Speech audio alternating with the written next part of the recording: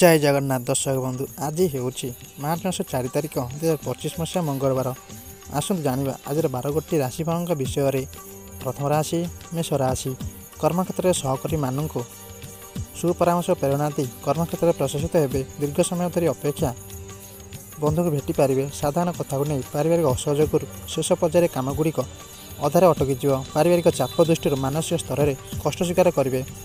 परवर्ती राशि वृष राशि। आज आपणकर मानसिक स्वास्थ्य केते अंश भल रही नपे। अभाव नथिले आकस्मिक आवश्यकता पूरण क्षेत्र में सुविधा मन करेंगे। कर्मक्षेत्र में अन्य को साहाय्य करने जाई निजे हरियाणा पड़ पारती। पड़ोसी कथार प्रभावित हो कौन भूल काम करपारती। परवर्ती राशि मिथुन राशि। बंधु मान साहाय्य भांगी पड़ता स्वास्थ्य उन्नति घटीपे। सहकर्मी कार्यवाही और ऑफिस प्रत्येक घटना को सन्देह दृष्टि देखिए। प्रतिगत खबरटी आज पाइपारती। बंधु को प्रतिश्रुति दे शेष में नास्तिक शुणाइबे। कर्मक्षेत्र में सुविधा काम हासिल कर कष्टकर हो पड़। परवर्ती राशि कर्कट राशि। भाव प्रवणता वशत अन्य द्वारा प्रभावित हो मरीचिका पछरे दौड़ी परिशेष अनुताप करपारती। बंधु गहन बाक असंजता जो सुसंपर्क बाह्यत हो पारे। विभिन्न प्रकार आशा और आशंकार व्यवसाय को संकुचित करने पारती। परवर्ती राशि सिंह राशि। निकट अतीत में सृष्टि होता परिस्थिति को संभाली नापी पड़ोसी के साहाय्य अवश्य मन करेंगे। कर्मक्षेत्र में अଯଥା मिथ्या अभियोग सकाशे अन्य पर विरक्त प्रकाश करपारती। परिवार व्यय वृद्धि जो कि परिवहन समस्या कारण व्यस्त रहीपारती। परवर्ती राशि कन्या राशि।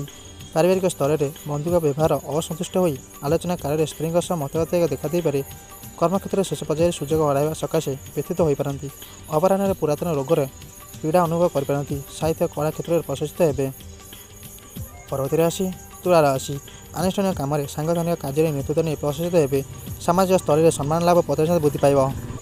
प्रत्येक क्षेत्र में जिदखोर मनोभाव त्याग कले केतेकांश उपकृत हो पारती।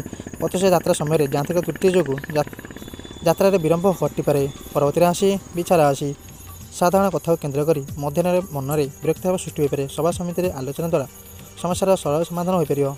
पारिवारिक समस्यार सरल समाधान कर पड़ोशी अवदान स्मरणीय रहा। गतकाल भावुत कामटी को आज शेष करेंगे। परवर्ती राशि धनु राशि।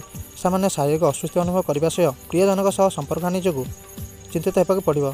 घरे भूल बुझाणा हेतु स्त्री मतभेद देखा पारे। आज प्रतिश यात्रा सफलता मिल परिस्थिति घटना गुरुत्व न बुझी अଯଥା क्रोध प्रकाश करपारती।